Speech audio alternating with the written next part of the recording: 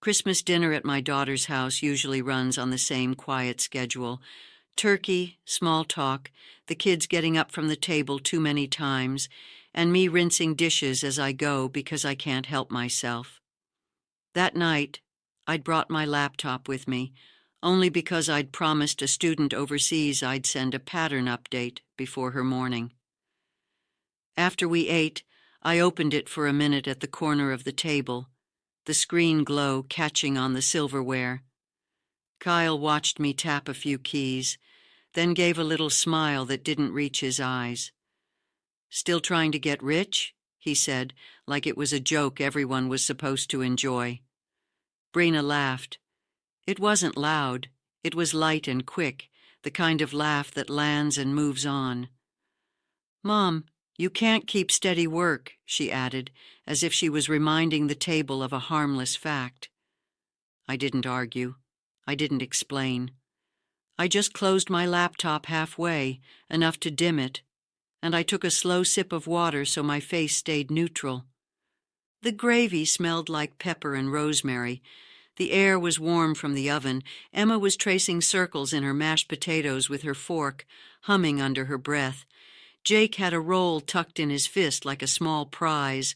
I kept my hand steady on my napkin. I let the remark sit there without picking it up. On the television in the next room, the local news theme started. It was one of those cheerful, familiar jingles that always seems too upbeat for winter. Someone on screen said, "Tell us your city below." And I heard the word subscribe, the way anchors say it now, like it's part of the weather. I didn't turn my head right away. I reached for the serving spoon and nudged it back into the bowl. A small, tidy motion. I could feel Kyle watching me, waiting for me to react the way he expected. I didn't give him that. The segment began with a shot of a downtown street at dusk. Then the camera cut to a bright studio, then back to a home office, and then my face appeared on the screen. Not a flattering angle either. Just me in my usual cardigan, sitting at my desk with my hair pulled back, answering questions like I always do, calm, direct, no extra emotion.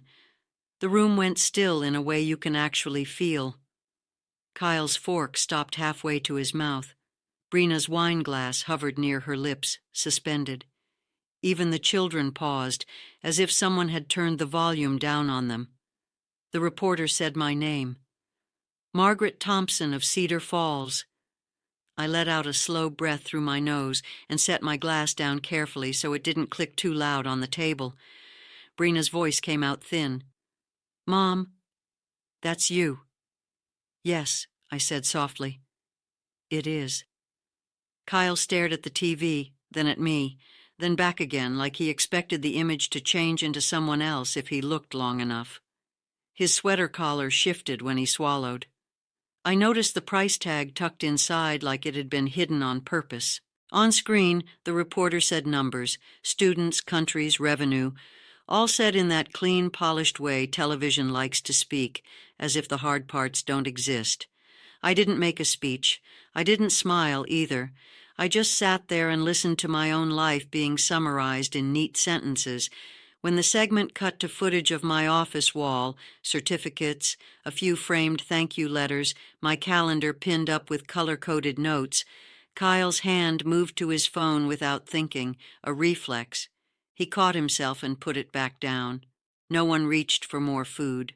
No one asked for seconds. The table looked suddenly staged, like a photo that had been taken and abandoned. After the interview ended, the weather came on, a map, a cold front. The children started moving again, small shuffles and chair squeaks returning to the room. I stood up and began stacking plates, one at a time. The ceramic felt warm from the food. My shoulders stayed relaxed. Kyle cleared his throat. "Maggie, this is incredible. Why didn't you tell us?" "You didn't ask," I said, and I kept my tone even. "Would anyone like dessert?" Nobody answered right away. Emma's eyes were wide in the way only a 7-year-old can manage without trying. Daddy said you were poor, she said plainly, but millionaires aren't poor, right? Kyle went very quiet. I walked to the kitchen, opened the freezer, and pulled out the ice cream. The good kind, the one I bring for holidays and don't mention because it's not worth arguing about. Yes, sweetheart, I told her. Would you like some with your pie? She nodded hard. The expensive kind.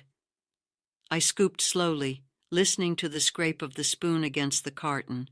Behind me, Kyle started talking again, careful now, like someone stepping onto thin ice. We should talk about how we can help you manage all of this, he said. I turned, still holding the scoop. I looked at him the way I look at a customer service agent who's reading from a script. Manage what exactly? I asked. Kyle opened his mouth, closed it, then tried again. Investments, taxes, making sure you don't get taken advantage of. I set the ice cream back in the freezer and shut the door. The seal hissed gently as it closed. I wiped my hands on a dish towel, smoothing it once, twice, until it lay flat. I already have advisors, I said. Have for a while. Kyle's eyes flicked down to the table, then back up. Brina didn't say anything. She just watched my hands like she was trying to learn what my calm meant. And that's when I remembered the envelope on my desk at home, the one I hadn't opened yet, with the return address from a financial counselor I'd never met. I picked up the pie server, placed it beside the plates, and kept my voice steady. Eat, I said simply. Dessert's getting cold. The next call came 3 days later, early enough that the sun was still low and the house felt half asleep. I was rinsing blueberries at the sink when the phone rang. I dried my hands first. Then I answered. Mom, Brina said, and I could hear the strain right away. Not panic, not yet, something tighter than that. Kyle lost his job. I stayed where I was, one hand resting on the counter. The blueberries sat in their bowl, water beading on the skins. I'm sorry to hear that, I said, and I was. Losing a job is unsettling, even when you see it coming. He was laid off, she continued. Budget cuts. He wasn't there long enough to be protected. I nodded, even though she couldn't see me. I let her talk. People tell you more when you don't interrupt. We're trying to figure things out, she said. Severance will cover a few weeks, but after that, we don't know. I didn't move to the table. I didn't sit down. I stayed standing, grounded. What are you asking me, Brina? I said gently. There was a pause. I could hear Jake in the background singing to himself, unaware of anything beyond the moment. We need help, she said finally. Just for a little while. I closed my eyes for a second, not in frustration, just in recognition. This was the call I'd expected. It had arrived right on time. Come by, I said. We'll talk. They arrived an hour later. Brina's eyes were red. Jake clung to her leg. Kyle stood a step behind them, hands in his jacket pockets like he didn't know where to put them. I poured coffee. I set out a plate of toast. Ordinary things. They help keep the room steady. Kyle spoke first. We won't need much, he said quickly, just until I find something else. I didn't respond right away. I opened my notebook and flipped to a clean page. The sound of the paper was loud in the quiet kitchen. Before we talk about numbers, I said, we need to talk about structure. They both looked at me, uncertain. I'm not saying no, I continued, but I'm not writing open-ended checks. Kyle shifted in his chair. I wrote as I spoke. Step 1, I said, we define what's essential. Mortgage, utilities, food, nothing else. I wrote it down. Step 2, I said, you show me your full budget, not what you think it is, what it actually is. Another line. Step 3, I said, any help I give is paired with a plan to make it unnecessary. I set the pen down and looked at them. This is not punishment, I said. It's clarity. Brina nodded slowly. Kyle didn't. "You can afford more than that," he said, not accusing, just stating it. "Yes," I said. "I can." The room went quiet again. I let it. "I can afford many things," I continued. "What I won't afford is confusion." I stood and walked to the desk by the window. From the drawer, I took out my checkbook. I wrote carefully, "No rush." I slid the check across the table but kept my hand on it. "This is what I'm willing to give," I said. "It's a gift, not a loan." Brina's shoulders dropped with relief. "But," I added, "it comes with one condition." Kyle stiffened. "You both meet with a financial counselor," I said. "Someone neutral. Someone who doesn't care about feelings, only facts." Kyle opened his mouth, then closed it. "You can accept this," I said calmly, "or you can decline it. Either choice is fine, but I won't change the terms." Brina reached for the check. Her fingers shook slightly. "We'll do it," she said. "We'll go." I released the check and watched her fold it carefully, like it might tear if she wasn't gentle. After they left, I sat alone at the table for a long time. The coffee had gone cold. The toast was untouched. I gathered the dishes, rinsed them, and placed them in the rack. The routine mattered. Later that afternoon, my phone buzzed with a notification. An appointment confirmation from the counselor's office, a date, a time. I put the phone face down. 3 days later, I was in the garden when my phone rang. I had gloves on and dirt under my nails, and I let it ring once longer than necessary before answering. "Maggie," Kyle said. His voice sounded tight, controlled. "We went to the counseling session." "That's good," I said. I knelt back down and pressed soil around a rose stem. The ground was cool and damp. It didn't go well. I stayed quiet. Silence has a way of encouraging honesty when people are ready for it. "The counselor kept asking about our spending," he continued, "about the truck, about savings, about why we didn't have an emergency fund." "And?" "She didn't understand our situation." I leaned back on my heels and looked at the sky. Gray, low, predictable. "What part didn't she understand?" I asked. Kyle exhaled sharply. "She suggested we sell the truck." I waited. "The roses didn't need more water. I stayed where I was anyway." "I need that truck," he said, "for work, for interviews." "How many interviews have you had?" I asked. There it was, the pause, long enough to be answer enough. "Maggie," he said finally, "this feels unnecessary. We're already stressed. Why add rules?" I stood, brushed the dirt from my gloves, and walked inside. I took them off slowly, set them by the sink, and then picked up the phone again. "The rules aren't added," I said. "They were always there. You're just seeing them now." There was movement on the other end. I imagined him pacing. "You're really going to hold this line?" he asked. "Yes." "What if we can't make it work?" "Then you'll adjust again," I said. "You already have once." He didn't respond. I could hear Brina in the background, murmuring something I couldn't make out. "I'm not cutting you off," I said. "I'm keeping the agreement intact." "So that's it?" he asked. "For now," I said. "Yes." After the call ended, I stood in the kitchen and watched the clock tick forward. No rush, no urgency, just time passing. That evening, an unfamiliar number called. I let it go to voicemail. The message was polite, professional. "Mrs. Thompson, this is Dr. Patricia Hoffman. Your daughter and son-in-law listed you as an emergency contact. I wanted to follow up regarding their session." I called her back the next morning. "They left early," she said carefully. "There was frustration, resistance." "I expected that," I said. "I'm concerned," she continued. "They're framing their situation as temporary and exceptional. That makes change difficult."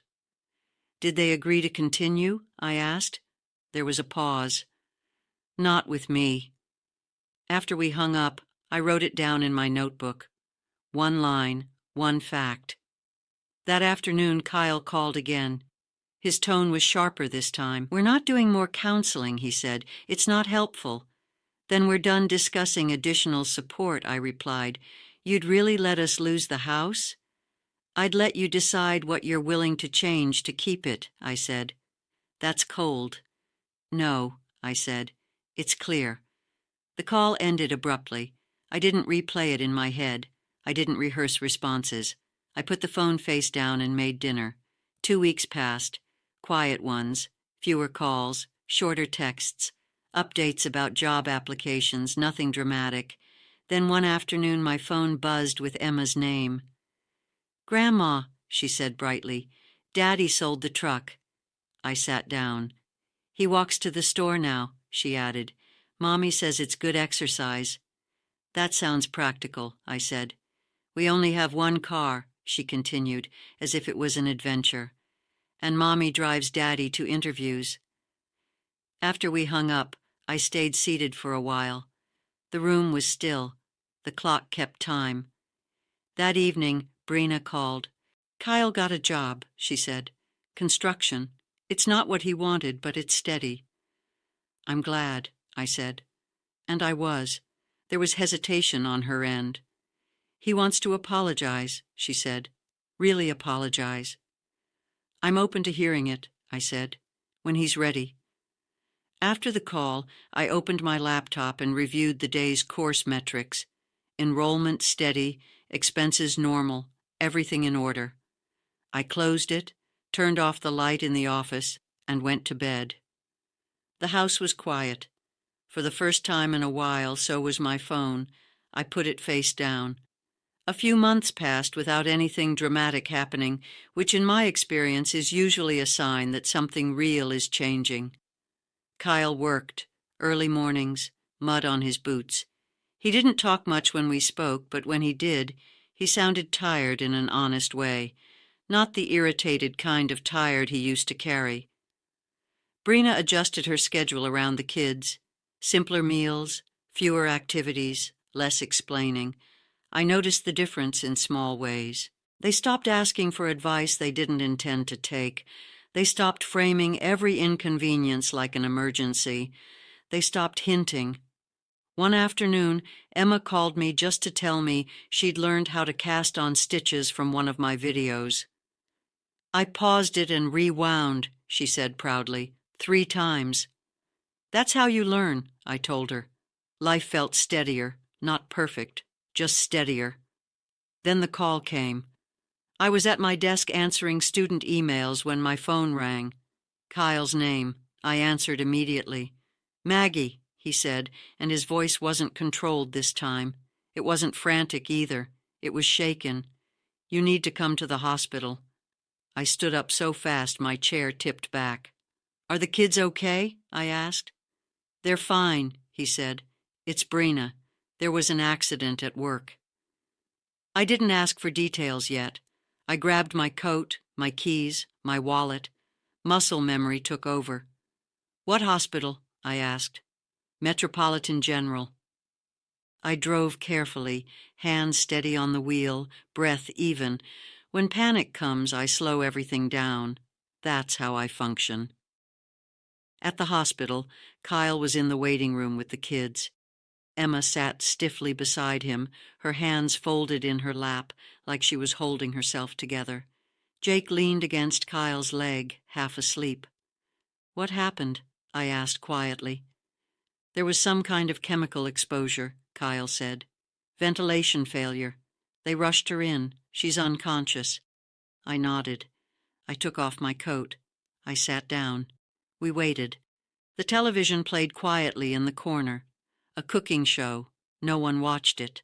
The smell of disinfectant hung in the air. A nurse walked by twice before anyone spoke to us.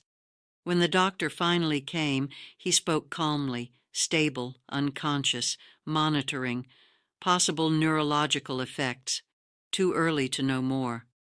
Kyle looked at me like he'd forgotten how to make decisions. I leaned in slightly. "You don't sign anything," I said. "Not today, not tomorrow." "What?" he asked. "The company will try," I said. "They always do. You wait." He swallowed. "I don't even know where to start." "Step 1, I said quietly. "You write everything down. Times, names, what was said." He nodded. "Step 2, I continued. "You call your insurance and ask questions. Don't assume." Another nod. "Step 3, I said. "You speak to a lawyer who specializes in workplace injury, not someone the company recommends." He stared at me. "We can't afford—" "Most work on contingency," I said. "They get paid if you win." The doctor returned briefly. More tests, more waiting. That night, the kids came home with me. Kyle stayed at the hospital. Emma asked the question she'd been holding in all evening. "Is Mommy going to die?" "No," I said, and I kept my voice steady.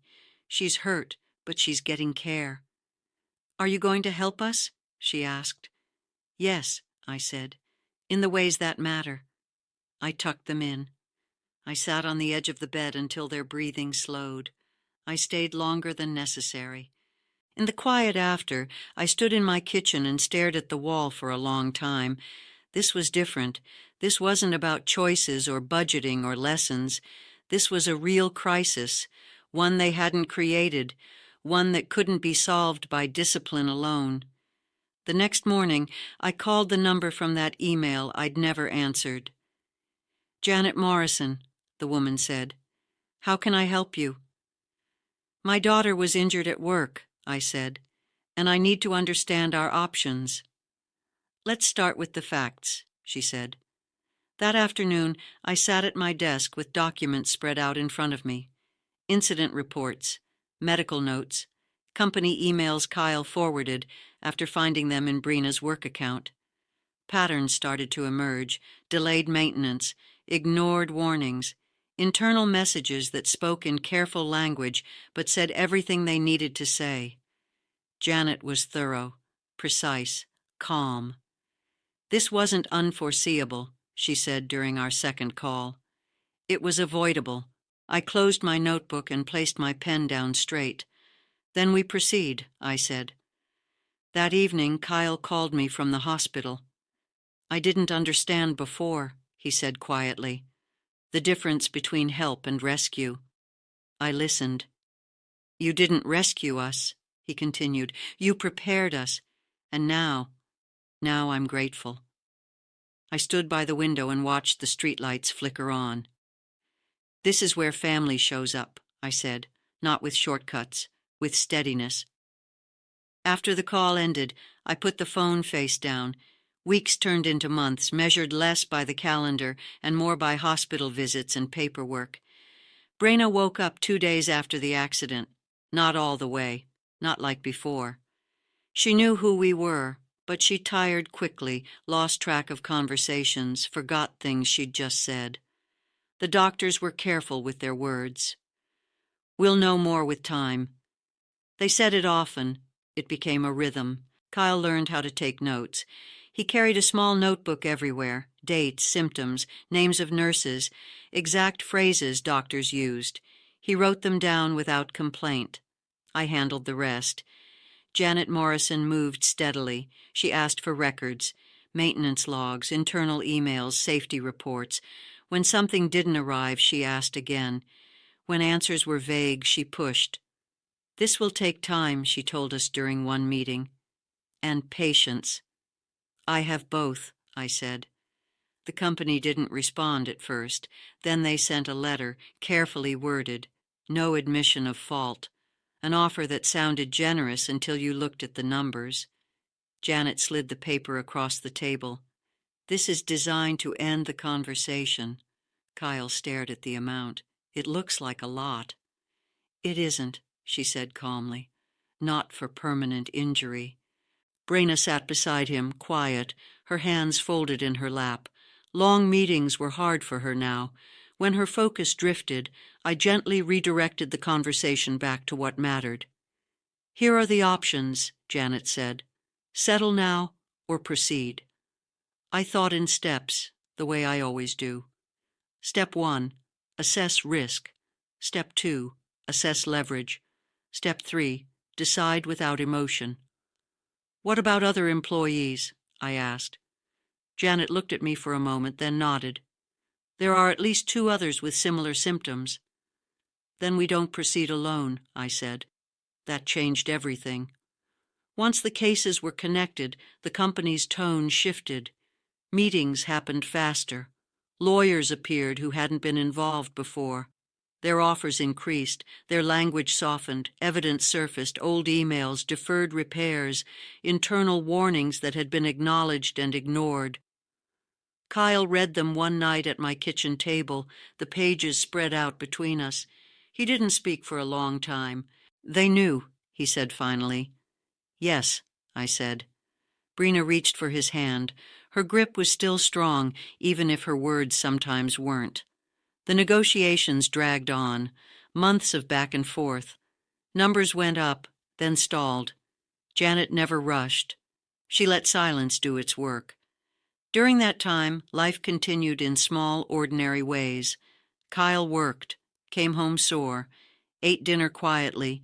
Brina focused on therapy, short walks, simple tasks. The kids did homework at my table more often than not. One afternoon, Kyle handed me an envelope. We never used the money you gave us, he said. It's still there. I looked at him. We'll talk about that later. The settlement came on a Tuesday. Janet called mid-morning. They're ready, she said. Final offer. She read the number. I wrote it down, checked it once, then nodded.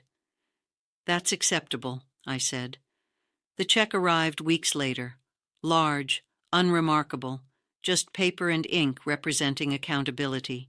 Brina's future was secure, medical care covered, income replaced, the children protected from instability they were too young to understand. Kyle exhaled for what felt like the first time in years. This doesn't make things better, he said quietly, but it makes them manageable. Yes, I said, that's the point. That evening, after everyone left, I sat alone at the table. The house was quiet again, familiar. I washed the mugs, dried them, put them away. Then I opened my notebook and wrote one final line beneath the others. Crisis addressed, boundaries intact. I closed it and set it back in the drawer. And for the first time in a long while, I didn't wait for the phone to ring. This is the final part. 6 months after everything settled, my life became quieter in a way I hadn't experienced before. Not empty, just orderly. Most mornings I wake up before the sun finishes rising. I make tea, not coffee. I open the blinds partway and let the light decide how much of the room it wants to touch. I don't check my phone right away. I never do anymore. Brina's recovery continues at its own pace. Some days she's sharp and steady, other days she needs rest and fewer words. We no longer rush her progress. We've learned that healing doesn't respond well to pressure. Kyle runs his construction business carefully. No big risks, no grand plans. He keeps receipts in labeled folders and updates his calendar every Sunday night. When he's unsure, he asks. When he's tired, he stops. That alone tells me how much has changed. The children come over on Wednesdays now. That's our day.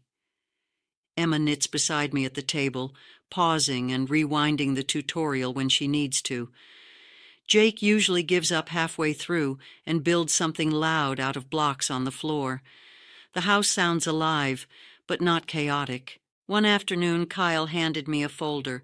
Inside was the original $15,000, still untouched. We never needed to use it, he said. Having it was enough. I closed the folder and slid it back to him. Put it toward the kids' education, I said. Slowly, carefully. He nodded. No arguing, no speeches. That night, after everyone left, I washed the dishes and wiped the counter down the way I always do. I turned off the kitchen light and stood for a moment in the quiet. Later, in my office, I came across a handwritten note from a neighbor asking if I could help her understand an online account she didn't trust. I set it aside neatly. Not for today, just for when the time feels right. That's how I live now, with intention, with space, without needing to prove anything. If you've listened this far, thank you for being here. If this story felt familiar, you're not alone. Before you go, please like the video and subscribe to the channel. Tell me in the comments which city you're watching from and what time it is where you are right now. 2 popular stories will appear next.